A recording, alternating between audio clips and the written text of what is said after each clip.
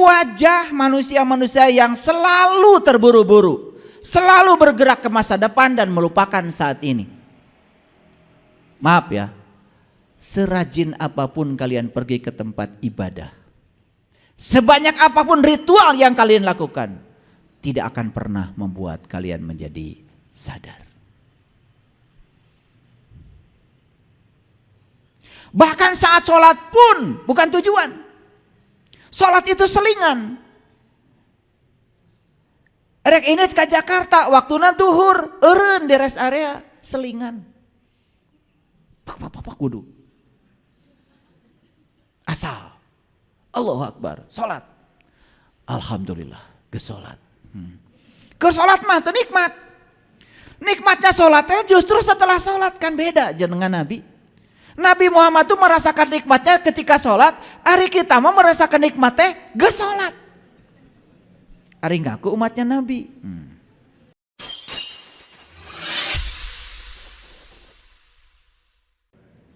Rahayu sagung dumadi. Semoga seluruh makhluk hidup di semesta ini, baik yang kelihatan maupun yang tidak kelihatan, di setiap ruang dan waktu, di semua tingkatan, senantiasa hidup berbahagia. Semoga kita semua menjadi sumber welas asih, sumber cinta, sumber sukacita, sumber kedamaian, sumber kebahagiaan, sumber ketentraman bagi semua makhluk, baik yang kelihatan maupun yang tidak kelihatan. Saya selalu mengajak kita untuk memulai kajian dengan memancarkan cinta kasih pada seluruh semesta. Jadi kalau kita mendoakan kebahagiaan, jangan untuk kelompok kita saja. Doakan semua makhluk. Bahkan seekor semut pun tidak boleh terluka dengan kehadiran kita. Puncaknya kehidupan manusia itu, kalau yang sukses mencapai kesadaran, dia akan menjadi seperti bayi.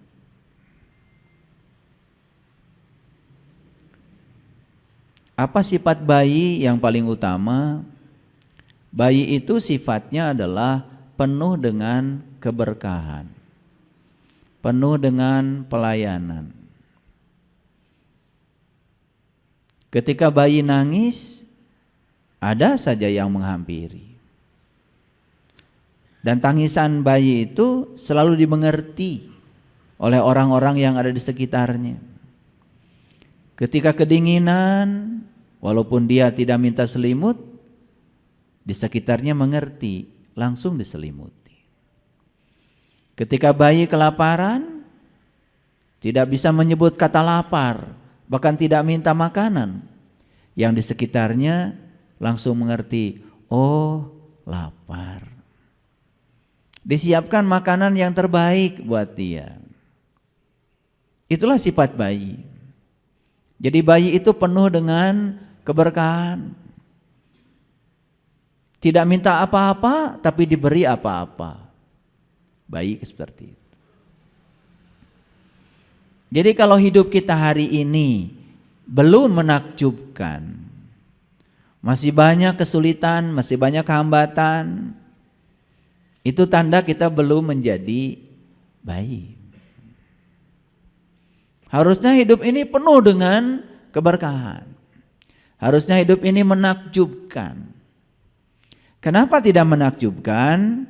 Karena kita belum bisa menggunakan kekuatan positif yang ada pada diri kita, yang bernama cinta. Dan cinta itu menimbulkan kelucuan, kepolosan. Makanya bayi itu kan senyumnya lucu. Lagi bicara aja, latihan bicara, walaupun cadel, lucu. Nah kita ini sekarang sudah kehilangan kelucuan kita sendiri. Jadi modelnya kayak gini. Gak lucu lagi.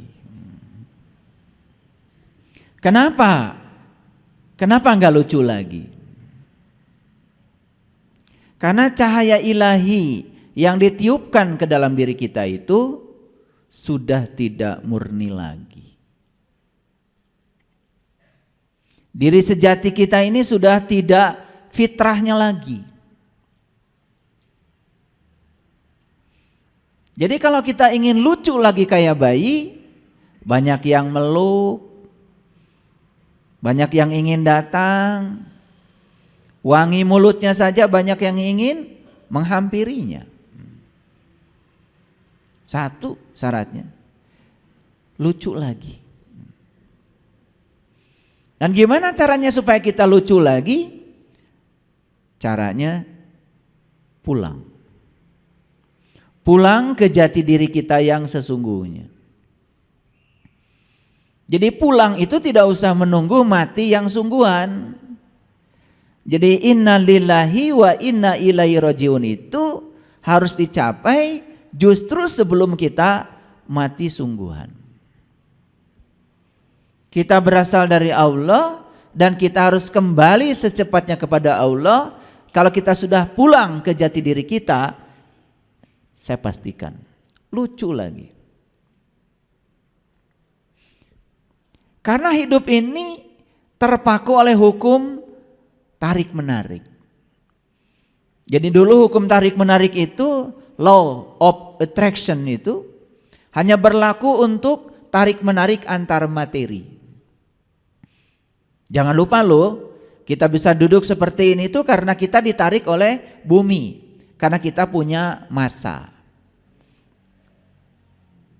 60 kg, 70 kg, 100 kg itu massa. Dan massa itu secara fisika adalah ukuran kemalasan suatu benda terhadap gerak translasi.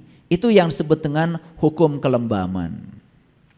Dan orang pertama yang menemukan hukum ini namanya Isaac Newton. Maka terkenal dengan hukum gravitasi. Jadi hukum gravitasi itu bukan buatan Newton, itu buatan Allah. Kebetulan orang pertama yang mencetuskan adanya hukum itu adalah Newton, kita beri nama hukum itu adalah hukum Newton. Jadi dalam dunia sains, kalau ada orang yang berjasa menemukan satu ide, satu gagasan, satu penemuan, biasanya namanya diabadikan di situ. Jadi walaupun Newton itu sudah meninggal ribuan tahun yang lalu, sampai sekarang namanya masih diabadikan di buku-buku fisika. Tidak ada anak-anak yang tidak kenal nama itu.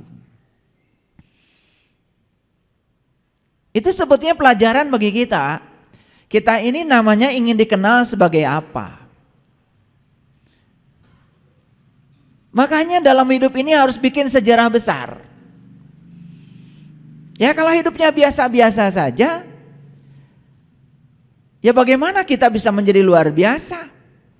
Menjadi luar biasa itu kalau hidupnya keluar dari yang biasa. Jadi ada pertanyaan bagi kita saat ini. Kita ini kenal sebagai siapa dalam hidup ini? Kita mau bikin sejarah besar apa dalam hidup ini? Kecil-kecilan saja di rumah kita. Masa kita tidak mau dikenang sama pasangan hidup kita? Masa kita tidak mau dikenang oleh anak-anak kita? Pertanyaannya, apa yang bisa kita berikan kepada mereka? Kenangan manis apa yang kita bisa berikan pada mereka? Jadi kalau sepanjang hidup kita terus menciptakan kenangan-kenangan pahit bagi mereka, ya kita juga akan dikenang sebagai pembuat kerusakan dalam hidup ini. Jangankan buat semesta, buat diri kita sendiri kita tidak bermanfaat, apalagi buat orang lain. Itulah pentingnya kita memiliki kesadaran dalam hidup ini. Oleh karena itu, hari ini saya akan mengajak kita semua untuk berselancar ya, masuk ya dalam dimensi kesadaran kita yang paling dalam, sehingga setelah ini kita semua bisa mengalami peningkatan kesadaran. Mendengarkan kajian saya tidak cukup ya dengan mendengarkan, tetapi langsung dicoba, langsung dilakukan. Karena di Quran jelas Allah menyatakan ya, orang-orang yang mau mendengarkan perkataan tidak cukup hanya mendengarkan perkataan, tetapi dia harus mengikuti apa yang terbaik dari perkataan itu. Kalau setelah didengar diikuti, baru itu akan mewujud menjadi hidayah. Dan orang yang dapat hidayah nggak akan kemana-mana, ya, pasti dia akan kembali kepada jati dirinya. Allah berfirman dalam Al-Quran, alladzina yastami'unal qaul fayattabi'una ahsanahu ulaika hadahumullah ulaika hum ulul albab. Bahkan hadiah terbesar dari orang yang mau memasangkan telinganya untuk mendengar, mengikuti yang terbaik dari yang dia dengar, dan dia mengalami sendiri dari pengalamannya langsung, maka Allah menyatakan ulaika hadahumullah. Itulah orang-orang yang sudah berada dalam hidayahnya Allah. Makanya siapapun yang sudah berada dalam hidayahnya Allah, ulaika hum ulul albab, maka dia puncaknya akan menjadi ulul albab, ahlul bait. Apa ciri ulul albab? Quran menyatakan ulul albab itu cirinya alladzina yazkurunallah qiyaman wa qu'udan wa ala junubihim. Jadi ciri ulul albab itu dia tidak bisa lepas ingatannya kepada Allah dalam keadaan berdiri, duduk dan berbaring. Ini saya mohon maaf, walaupun saya sedang beraktivitas seperti ini, saya tidak bisa melupakan dia. Tidak bisa. Karena mengingat itu tidak mengganggu ceramah saya. Ingat itu ya di sini. Ingat, saya ingat. Saya bisa mengingatnya. Berdiri bisa, duduk bisa, berbaling bisa, di semua situasi bisa. Dan ternyata ingatan itu yang akan mengantarkan kita kepada ketentraman kolbu. Maka Allah berfirman ya dalam Al-Quran, orang-orang yang beriman itu allazina amanu wa tatmainu qulubuhum bizikrillah. Orang-orang yang beriman itu kolbunya selalu tentram. Karena apa? Bizikrillah, karena bisa mengingat Allah. Ala bizikrillah talmainal qulub. Hanya kata Allah, ini ada batasan. Ala bizikrillah tatmainal qulub. Hanya dengan mengingat Allah, kolbunya akan tentram. Pertanyaan, kolbu yang mana yang bisa mengingat Allah? Tentu saja kolbu yang sudah menyaksikan Allah. Paham ya? Itu sebabnya iman itu bukan percaya. Tapi iman itu kebalikan dari kata kafir. Kalau kafir artinya tertutup, iman itu hanya terbuka. Terbukanya pandangan kolbu seseorang membuat kolbunya itu bisa memahami, bisa melihat, bisa mendengar. Dan kolbu yang sudah bisa memahami, melihat dan mendengar, maka saat itu juga derajat dia naik dari derajat binatang menjadi derajat manusia. Itu jelas sekali di Quran surat Al-A'raf ayat 179 itu, ya. Lahum qulub la yafqahuna biha. Dia punya kolbu tetapi tidak bisa digunakan untuk memahami. Lahum a'yunul la yubsiruna biha. Dia punya kolbu tetapi tidak digunakan untuk melihat, menyaksikan. Matanya itu masih tertutup. Walahum azanul la yasma'una biha. Dia punya azan, dia punya telinga, la yasma'una biha, tapi tidak digunakan untuk mendengar. Ulaika kal an'am. Derajatnya dia itu sederajat dengan binatang. Makanya kalau leluhur-leluhur saya dulu ya di Garut, kalau mewejang saya itu istilah yang dipakai itu, ini di Garut ya, disebutnya itu ngangkat. Jadi kalau leluhur saya dulu gini kalau cerita sama saya, kadi anak king, Mama rek ngangkat anjeun. Nah ternyata kata ngangkat itu dulu saya nggak ngerti. Kenapa kok? Kalau ngobrol itu istilahnya adalah ngangkat, pengangkatan, pangangkatan. Kenapa ya? Kok istilahnya pengangkatan? Itu setelah sekian puluh tahun itu saya baru sadar. Ketika saya membaca Quran surat Al-A'raf 179 tadi itu. Oh, jadi selama ini tuh saya itu berderajat binatang. Karena saya punya kolbu, tetapi kolbu saya tidak digunakan untuk memahami, melihat dan mendengar.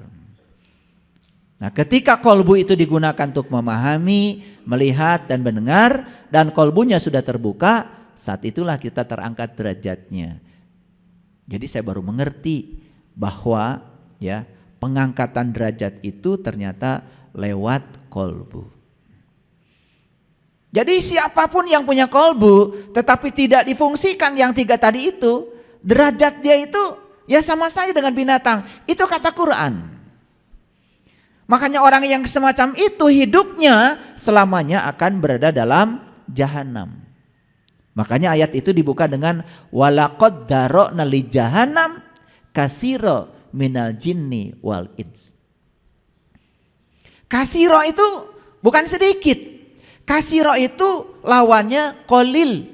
Jadi kalau qalil itu 1%, katsira itu 99%. Jadi Quran menyatakan bahwa kebanyakan manusia itu hidupnya dalam kesengsaraan, penderitaan. Itu yang disebut dengan jahanam, yang sering dikaitkan dengan neraka. Karena kita kalau bicara neraka selalu saja nanti. Padahal kita sudah berpengalaman tinggal di sana setiap hari.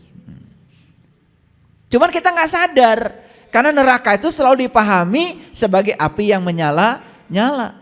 Ketika nyala emosi kita bangkit, ketika nyala kebencian kita bangkit, ketika nyala kemarahan kita bangkit, ketika semua kepedihan emosi itu membakar diri kita, kita tidak pernah ngaku kalau kita sedang dibakar oleh api neraka ciptaan kita sendiri.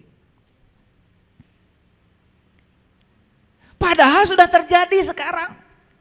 Makanya di Quran Allah mengatakan fa ammal ladzina syakku fa finnar lahum fiha zafirun wa saikun.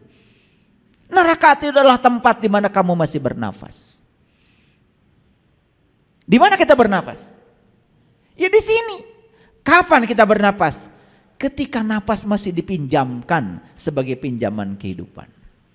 Apa itu nafas? Nafas itu penghubung antara diri sejati kita yang di dalam dengan diri yang maha tak terbatas di luar sini. Makanya kan nafas itu menghubungkan diri yang di dalam dengan ini yang di luar. Nah kalau kita sudah bisa terhubung diri yang di dalam dengan diri yang di luar ini, sudah bisa mengalami la ilaha illallah. Awas, la ilaha illallah itu bukan dibaca, tapi dialami, dirasakan. La ilaha illallah artinya tiada Tuhan selain Allah. Bahasa lainnya yang mana? Yang bukan Allah. Dan kalau kita sudah bisa lewat napas itu terhubung antara diri yang di dalam dengan diri yang di luar ini. Oh luar biasa. Kita tidak mungkin merendahkan orang. Karena kita akan punya satu pengalaman bahwa Allah itu bukan hanya meliputi saya. Tapi Allah yang sama, Tuhan yang sama meliputi tubuh-tubuh yang berbeda. Jadi sebetulnya tubuhnya saja berbeda, tetapi di dalam tubuh itu ada Dia yang sama. Jadi kalau kita merendahkan orang lain, berarti merendahkan Dia yang di balik tubuh itu. Kalau sudah sampai di tingkatan welas asih yang semacam itu, gak akan berani lagi menyakiti orang. Makanya kalau leluhur kami selalu mengatakan, begitu seseorang sudah sampai di kesadaran itu, maka dia akan menjadi matahari. Matahari itu bersinar, terus memancarkan energinya. Dan matahari tidak pernah mendapatkan balasan dari energi yang dipancarkannya. hanya satu arah. Kita sudah terbiasa hidup itu harus dua arah. Kalau kamu baik sama aku akan baik sama kamu. Begitu bukan? Kalau kamu setia sama aku akan setia kepada kamu.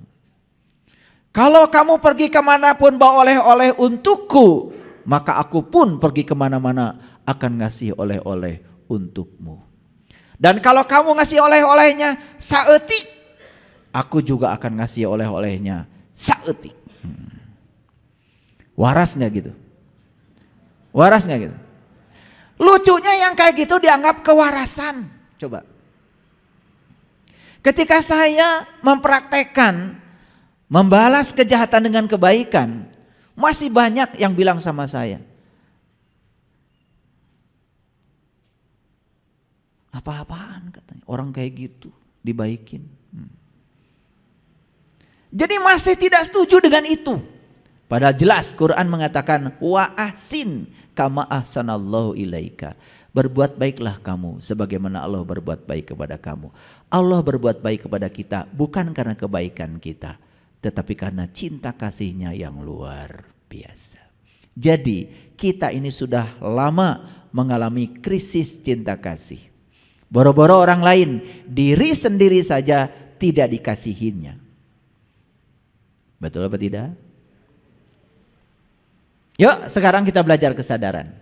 Sebelumnya mari kita berterima kasih dulu ya kepada Dia, Sang Kehadiran, Sang Keberadaan yang mengurus, mengatur semua kebutuhan kita. Dia hadir sebagai penglihatan kita, Dia hadir sebagai pendengaran kita, Dia hadir sebagai nafas kita, Dia hadir sebagai rasa yang terus menerus berada dalam diri kita. Mari kita puji Dia bersama-sama membaca hamdalah. Alhamdulillahi Rabbil Alamin. Mari kita sapa asma Allah dengan kelembutan dan cinta. Kita mohon restunya, kita mohon ridhonya. Semoga intuisi kita hari ini bisa terhubung ke alam-alam yang tinggi dan kita mendapatkan pencerahan, kita mendapatkan ilmu-ilmu sejati yang bisa menyadarkan kita semua. Kita awali dengan membaca basmalah. Bismillahirrahmanirrahim.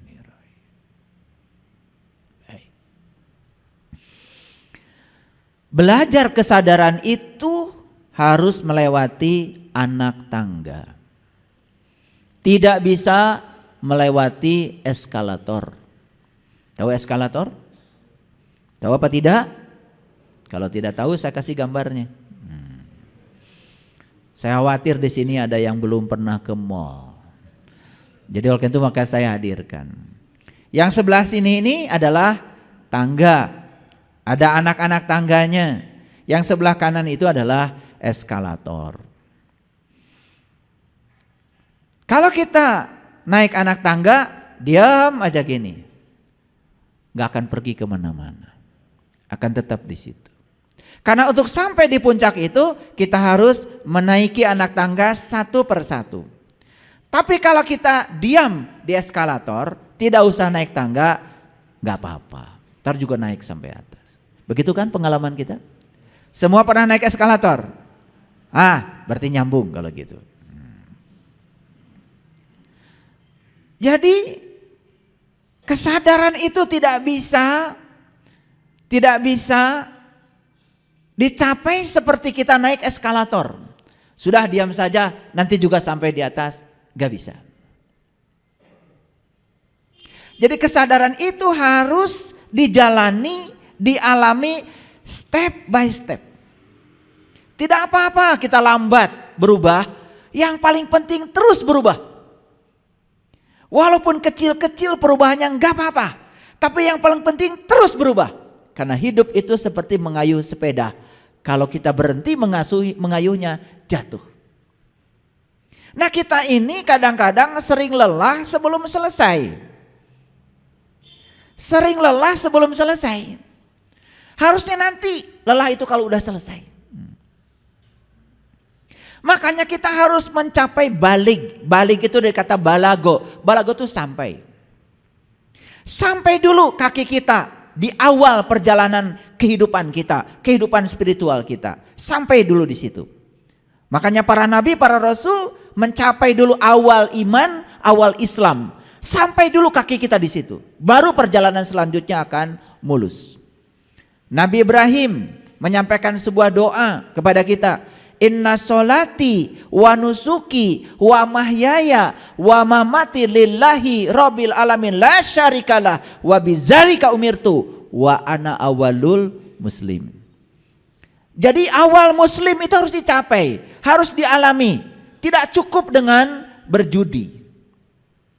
Awal iman pun diajarkan oleh Nabi Musa. Nabi Musa mengatakan ketika beliau sudah mencapai pencerahan, udah fana billah, bermanunggal, ya, antara kaula dan gustinya itu sudah bermanunggal, apa yang terjadi?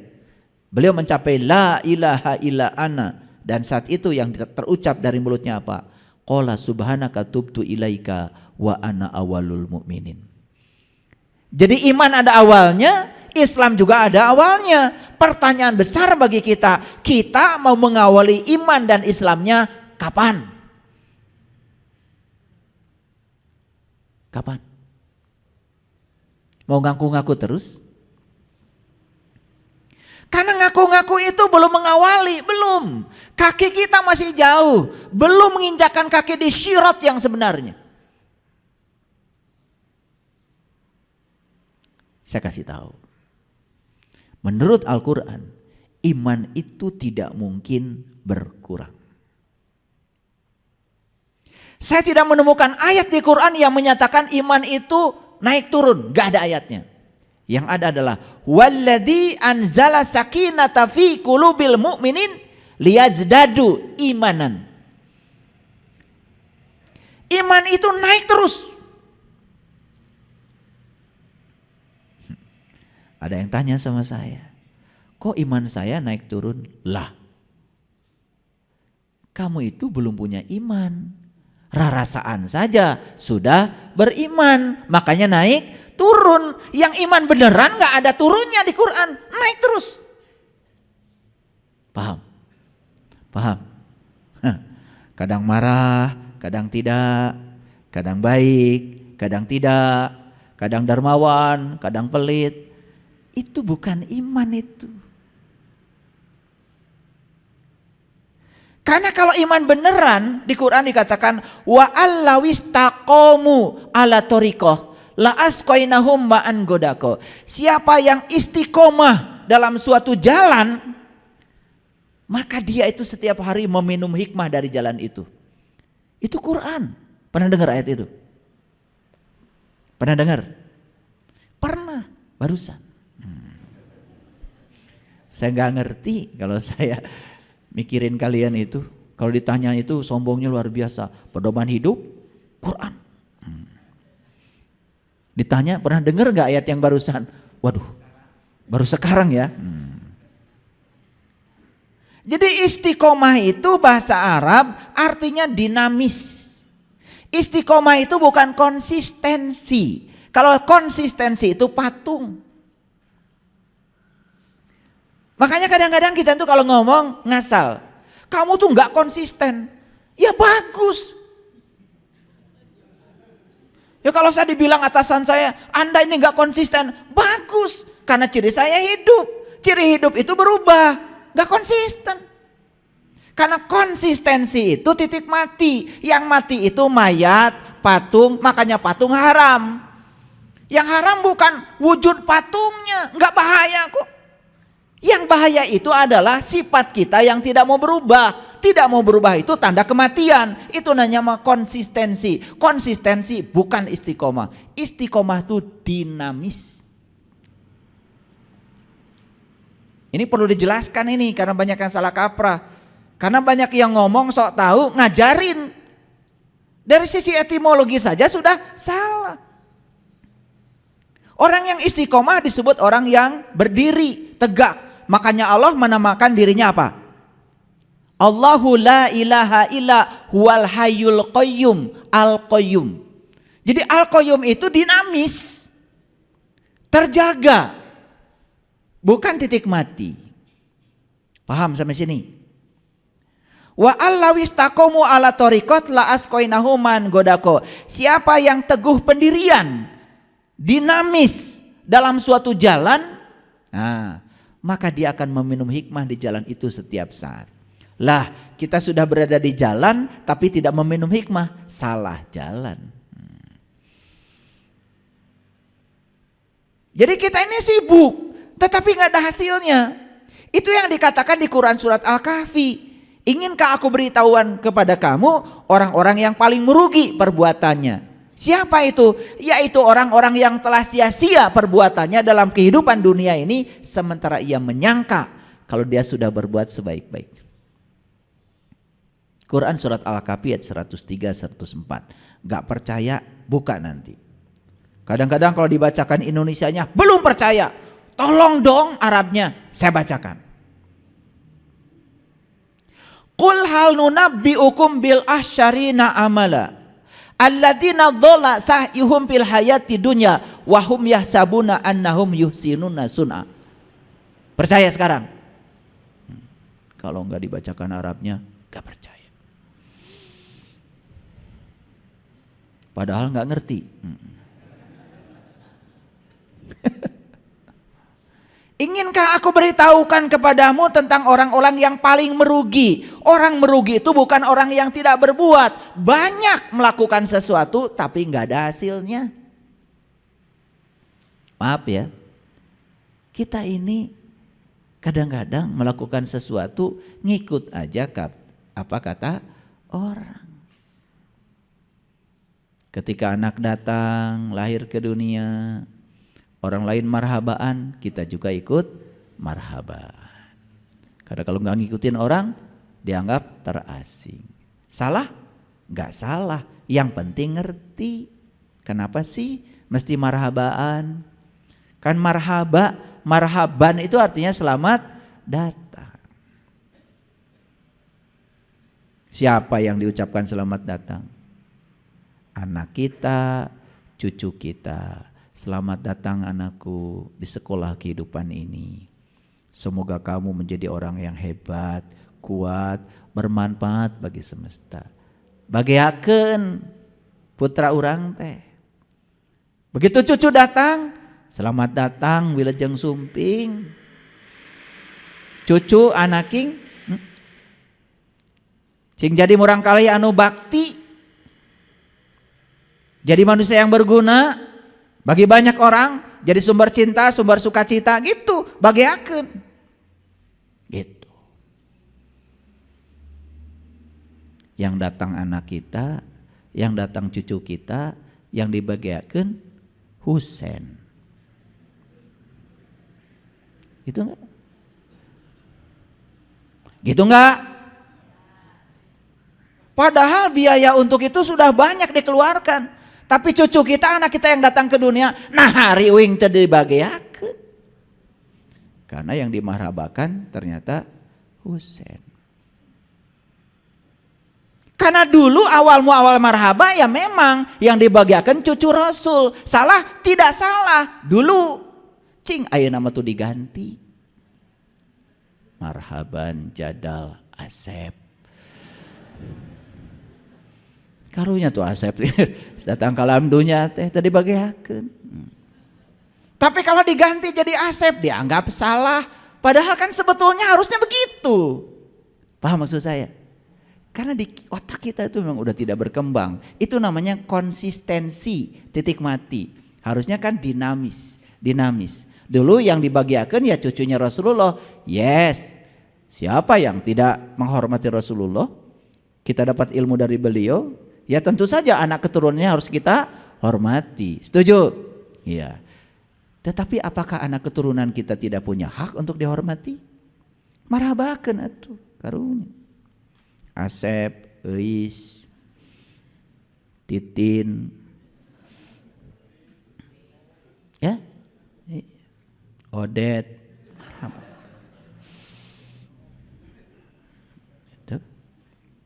nah jadi kalau kita ingin meningkatkan kesadaran maka tidak mungkin kita melewati eskalator, harus melewati anak tangga. Ini saya kasih tahu rahasianya. Kalau lihat tangga 1000, anak tangga 1000, awas. Jangan lihat 1000, lihat saja yang di hadapan. Karena kaki kita itu ketika jalan tidak mungkin 1000 langkah. 1000 langkah itu hanya dicapai dengan satu. Makanya tundukkan kepala kita ke depan. Itu artinya apa? Hadir di sini, saat ini, sekarang. Itu pentingnya. Kalau kita melihat tangga 1000, sengah. Kalau kita melihat 1000 tentu saja merasa berat. Akibatnya kita sudah kehilangan semangat karena tangganya 1000. Coba hadapkan saja mata kita ke satu tangga. Luar biasanya kita bisa mencapai 1000 tangga tanpa merasa lelah sedikit pun. Itu permainan pikiran. Makanya hidup itu gak usah 100 tahun. Gak usah 10 tahun. Hidup itu adalah sehari. Bereskeun we lah poe. Hidup itu sapoe sekarang. Begitu bangun tidur, terima kasih ya Allah, hari ini aku sudah dikasih kehidupan baru, hadiah besar bagiku ya Allah. Izinkan aku hari ini untuk melakukan aktivitasku. Jangan ada satu orang pun Tuhan hari ini yang terluka oleh kata-kataku. Tidak boleh ada orang yang berkurang kebahagiaannya dengan kehadiranku. Tidak boleh ada satu makhluk pun yang terbunuh oleh kehadiranku. Sehari ini aja, sehari. Nah besok kalau masih hidup, sehari lagi. Lusa masih hidup, sehari. Gitu aja. Saya pastikan yang menentukan masa depan kita itu adalah apa yang kita lakukan hari ini.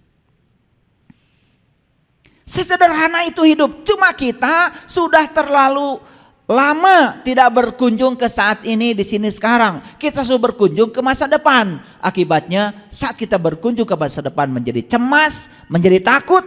Saat kita berkunjung ke masa lalu kita menjadi sedih. Tapi kalau kita berkunjung ke saat ini, di sini, saat ini tanpa penghakiman, menerima semua hal saat ini apa adanya, tanpa benar salah, tanpa baik buruk, semua realitas diterima apa adanya, kita akan selalu damai. Ini rahasia hidup yang selama ini tidak pernah ada yang membukanya, dan saya membukanya. Nih saya kasih tahu. Kalau mau makan cuci tangan dulu nggak? Cuci tangan kan? Kapan? Waktu ada COVID. Begitu COVID sudah lewat, sekarang geus pararoho deui eta cuci tangan. Betul? Oh, waktu itu mah digelang we terus ya. Ada gerakannya kan di TV, betul nggak? Caranya begini, wah diputar-putar. Ayeuna geus poho. Nih, saya kasih tahu. Betul ya? Kalau mau makan cuci tangan kan? Oke. Jadikan saja cuci tangan itu bukan tujuan. Tapi cuci tangan itu hanya sarana untuk mencapai tujuan. Karena tujuan kita adalah makan. Apa yang terjadi? Kalian tidak akan bisa menikmati cuci tangan yang sadar. Datangnya air ke tangan akan terlewat. Wanginya sabun ke penciuman akan terlewat. Kenapa? Pikirannya sudah di meja makan.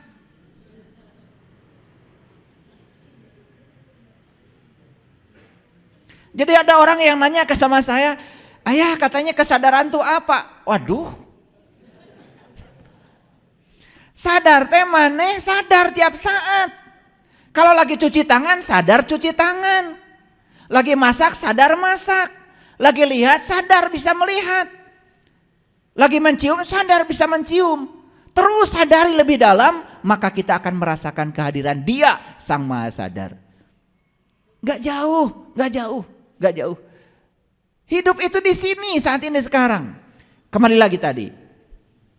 Ketika kalian mau makan, pikiran sudah di meja makan, cuci tangan bukan tujuan. Cuci tangan hanya sarana untuk mencapai tujuan. Karena tujuannya adalah makan. Kalian akan melewatkan kesempatan yang indah untuk merasakan air menyentuh tangan. Tangan bisa digerakkan satu dengan yang lain. Yang kanan membersihkan yang kiri membersihkan yang kanan. Kita akan kehilangan kesempatan merasakan bagaimana dua tangan ini bekerja sama saling membersihkan. Hilang semua ingatan. Lucunya lagi, ketika sampai di meja makan, pikiran sudah bergerak lagi ke tempat lain. Apa yang terjadi?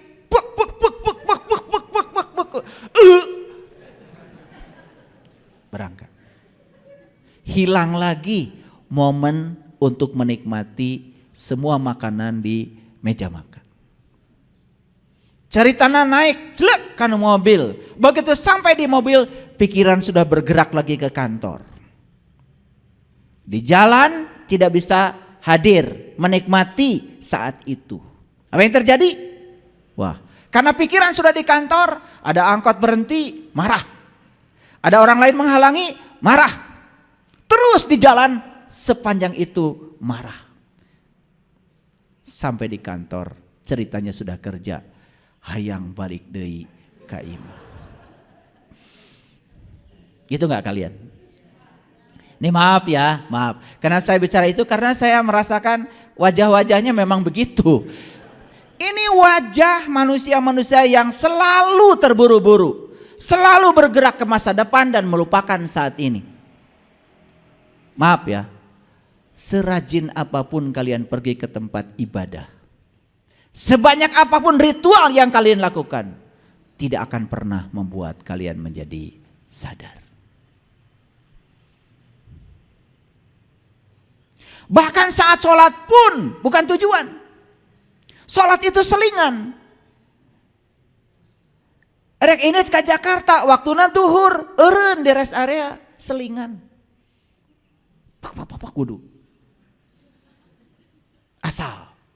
Allahu Akbar, sholat. Alhamdulillah, gesolat. Ke sholat mah itu nikmat. Nikmatnya sholat justru setelah sholat, kan beda dengan Nabi. Nabi Muhammad itu merasakan nikmatnya ketika sholat. Hari kita mau merasakan nikmatnya gesolat. Hari ngaku umatnya Nabi.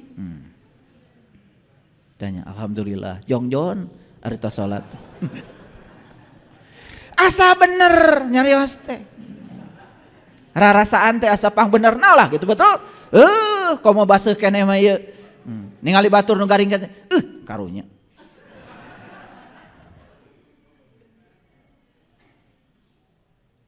Gitu apa tidak?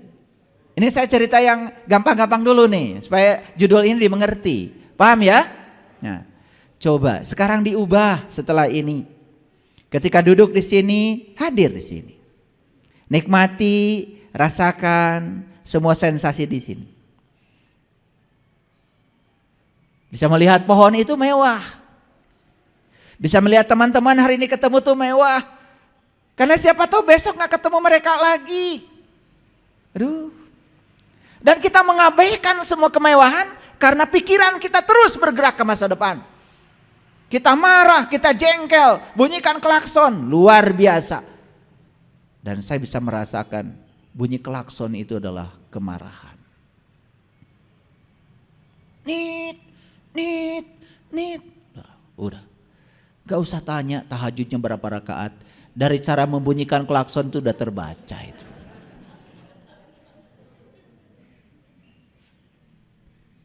Padahal di depan kita tuh ada angkot. Angkot itu artinya adalah angkutan kota. Itu namanya transportasi publik. Artinya apa? Orang lain yang tidak punya sepeda motor, tidak punya mobil, naiknya angkot, hargai. Mereka juga punya hak untuk menggunakan jalan. Mereka adalah warga kita. Tapi kalau kita sudah di mobil, merasa kita paling gagah. Seakan-akan supir angkot itu hinanya kayak apa? Seakan-akan penumpang angkot tidak punya hak di ruang kosong ini, hanya kita yang punya hak. Dan kita membunyikan klakson. Bagaimana kalau ibu-ibu yang tua itu kaget dengan klakson kita dan jatuh? Apakah Anda merasa berdosa dengan itu?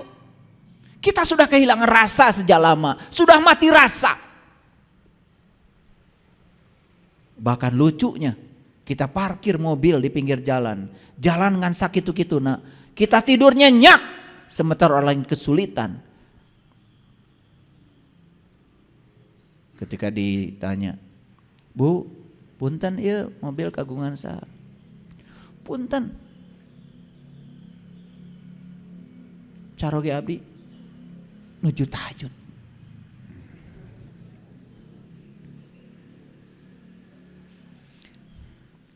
Jadi merasa soleh itu mobil ngahalangan batur manehna keur tahajud. Cing atuh rek tahajud teh, mobilna asupkeun heula ka garasi. Ngerti maksud saya? Kan sebaiknya manusia itu yang berguna bagi orang lain, bukan berguna bagi diri sendiri. Karena agama itu adalah alat pertahanan diri untuk melindungi diri kita dari kejahatan kita sendiri. Kita sudah berbuat jahat loh pada diri kita.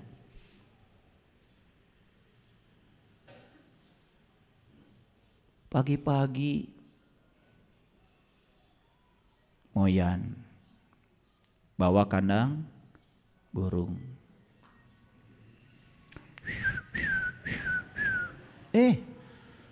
Burung saya luar biasa suaranya. Saya tanya, lagi apa tuh burung? Nyanyi Pak. Ari maneh nyaho eta teh nyanyian atau napi doa? Kita sebut nyanyi, padahal sebetulnya si burung itu sedang doa. Iraha ieu nu boga urang teh. Maotna cek manuk. Ame orang bisa hiber. Betul gak? Dan kita mengatakan burung sedang nyanyi. Karena menurut persepsi pikiran kita. Padahal si burung itu keur nyarekan sebetulnya mah. Kurang ajar senemanya. Urang di kandangan kieu. Cing lepaskeun tuh urang teh geus bosan di dia. Kitu sebetulnya.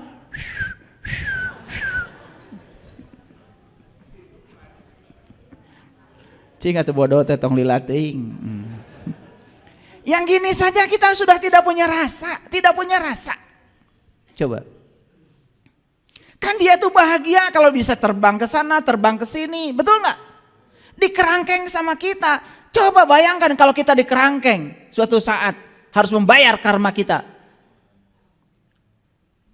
Bagaimana kalau suatu saat kita jadi burung, terlahir jadi burung, dikerangkeng di situ bertahun-tahun? Kan begitu kata Allah dalam Al-Quran. Mun maneh nyiwit bakal diciwit, maneh nganyerikeun batur bakal dinyerikeun batur dengan cara yang sama. Itulah keadilan. Ini soal kesadaran, Ya. Jadi belajar spiritual itu harus naik tangga, jangan lewat eskalator. Tidak ada cara cepat untuk belajar spiritual.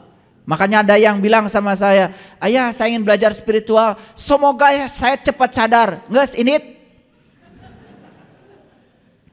Kesadaran itu harus dibangun lewat waktu, lewat pengalaman, lewat peristiwa, lewat kejadian. Kalau kamu bisa menangkap pesan dari setiap peristiwa dan kejadian, kesadaranmu akan tumbuh.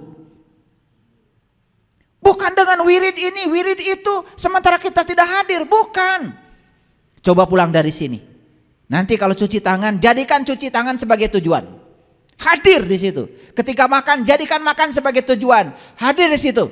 Ketika naik sepeda motor, jadikan naik sepeda motor sebagai tujuan. Nikmati. Tangan kita bisa pegang rem, tangan kita bisa pegang stang motor, tangan kita bisa diulak-ulak itu ngegas, luar biasa itu. Itu mewah. Coba, nanti kita tidak akan marah lagi. Ketika orang berhenti, nikmati aja. Ketika ada macet, terus seledak ke kiri, ke kanan, terus. Karena otak kita sudah di rumah. Betul apa tidak? Cenah rumah saeun. Sugan geus dikiekeun mah, rumah sa. Mau ngaji di Miskatul Anwar sini, dari rumah otak sudah di sini. Buat apa kalian ngaji di sini? Ini ngaji kesadaran, harusnya mulai sadar dari rumah. Gosok gigi, sadar. Bukan hanya ngaji ini. Gosok gigi, terima kasih ya Allah. Tangan saya hari ini masih bisa gosok gigi. Sementara banyak sekali saya melihat orang lain gosok gigi aja sudah tidak bisa. Kalau gigi kotor tidak digosok kan bau cepat membusuk, betul nggak? Ketika gigi digosok dari atas ke bawah, duh terima kasih tangan kita masih dari atas ke bawah bisa.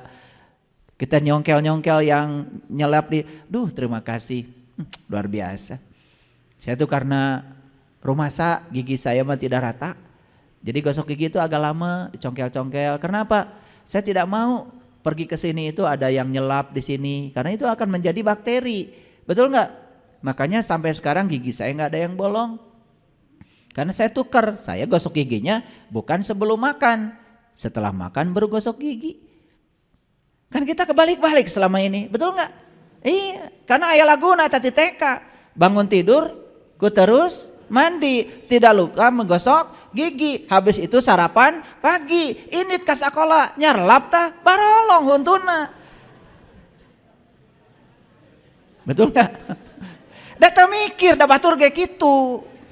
Betul apa tidak? Maaf ya, maaf. Ini saya hari ini pengen bergurau aja ceramahnya. Yang gampang-gampang nih soal kesadaran. Coba sekarang gosok gigi dengan kesadaran. Hadir di situ. Gosok gigi adalah tujuan saya. Mandi juga tujuan saya. Aduh, saya kalau mandi itu tangan ngambil sabun itu kemudian saya satu-satu saya berterima kasih pada tangan saya, terima kasih tangan keren. Sehat ya, sehat. Sabunin. Tangan kiri keren. Sampai ke kaki ke ujungnya terus semuanya. Sambil digosokin sama sabun itu saya sambil berterima kasih pada semuanya. Terima kasih telinga, keren. Kalau nggak ada kamu gimana ya saya. Betul? Semua itu. Makanya sudah saya suka itu. Kok lama sekali? Ya kalau saya kan luluran. Luluran doa maksudnya. Karena doa saya begitu aja, disapa semuanya. Luar biasa. Ya, iya, maaf ya. Maaf. Saya pernah mengalami penyakit ambeien. Mantan saya itu ambeien. Itu sudah besar itu. Saya baru tahu waktu saya bimbing umroh. Jadi kain ihram saya itu berdarah. Itu saking udah besar loh keluar, nggak kerasa. Wah, saya kemudian minta maaf itu. Minta maaf tuh sama anus itu, minta maaf. Bapak Ibu, kalau orang kan harus operasi, bagus lagi punya saya. Jangan pengen tahu. Bagus lagi. Cuman minta maaf, saya minta maaf, kamu luar biasa, kalau nggak ada kamu betapa sulitnya saya gitu. Saya menganggap anus itu adalah kemewahan dalam hidup saya. Itu hanya dalam waktu sebulan 2 bulan, saya nggak minum obat, nggak sama sekali, tidak dioperasi, itu balik lagi, sembuh. Jadi itu yang saya sampaikan ini adalah saya praktek pada diri saya, bukan teori-teori bodong, bukan. Saya ini tidak mau berbicara sesuatu yang saya tidak mengalaminya, yang saya rasakan langsung. Jadi belajar kesadaran itu harus melewati step by step, melewati anak tangga. Paham sampai sini dulu? Oke. Jadi mulai sekarang gosok gigi hadir. Ketika mandi hadir. Ketika bisa pakai anduk itu hadir. Jadikan semua kegiatan itu tujuan, bukan sarana mencapai tujuan. Saksikan saya. Suatu saat kalian bisa menangis itu. Lagi pakai handuk saja saya bisa menangis. Kenapa? Saya pernah menyaksikan orang sulit sekali karena sudah terkena gangguan stroke tangannya, boro-boro pakai anduk. Masukkan kancing ke lubang kancingnya saja merupakan sesuatu yang sulit. Dan sekarang kita mewah. Memasukkan kancing ke lubang kancing itu luar biasa loh. Betul apa tidak? Tapi disadari? Tidak. Karena pikiran kita terus bergerak ke depan. Pakai baju bukan tujuan. Coba pakai baju itu tujuan. Keren. Nah sekarang semua tujuan hidup adalah hidup itu sendiri. Ulangi ya. Semua tujuan hidup adalah hidup itu sendiri. Hadir di sini saat ini sekarang. Rasakan nanti. Karena ini adalah kuliah kesadaran. Nanti Bapak Ibu akan mengalami peningkatan kesadaran yang luar biasa. Semua akan terlihat menjadi indah. Percaya sama saya. Bahkan saat kita sudah berhadapan dengan nasi pun mungkin kita akan terdiam sejenak. Luar biasa. Bagaimana ya Allah menumbuhkan padi ini. Bagaimana padi ini bisa sampai ke tangan saya? Berapa ribu orang yang terlibat untuk menghadirkan satu piring nasi ini? Kalian bisa menangis. Dan setelah itu tidak mau lagi merendahkan orang lain. Makanya kalau habis makan itu harus ke siapa ya? Saya mengembalikan kebaikan saya ini. Karena saya tidak tahu yang nanam padi siapa, yang nanam tomat siapa, yang nanam jagung siapa, saya nggak tahu. Makanya karena saya tidak tahu, ya sudah, siapapun orang yang bertemu dengan saya harus saya bahagiakan. Itu aja. Itu untuk mengembalikan hutang budi saya kepada mereka semua. Makanya kalau saya habis makan itu, aduh tanggung jawabnya luar biasa. Boro-boro merendahkan orang, boro-boro membenci orang, boro-boro menghujat orang. Ya, hutang budi yang sudah saya makan aja, apalagi kepada Allah ya. Habis kita makan semua dimasukkan, Allah urus semuanya. Ya, ini bagian buat tulang, ini bagian buat darah, ini buat daging, ini, buat itu, dibagi sama Allah ke semua anggota tubuh kita tanpa kita tahu. Masih mencari Allah di luar diri kita. Sebegitunya Allah tegak berdiri mengurusi semua kebutuhan kita sendiri. Cuman kita selama ini tidak sadar. Sekarang tapaki semua perjalanan hidup ini dengan kesadaran. Siap? Oke.